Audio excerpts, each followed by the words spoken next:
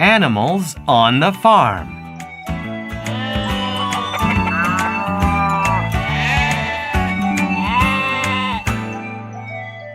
Farm animals are animals on a farm. Farm animals include cows, chickens, pigs, sheep, ducks, goats, horses, and more. We can see them on a farm. Look at the cows. They're brown and white. The cows are big.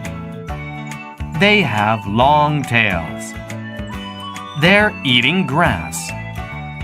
They give us milk. Milk has many nutrients. Look at the sheep. They're white. They have short tails. They're also eating grass. They have a lot of hair. Wool is their hair. We use their wool. We make clothes for a cold winter.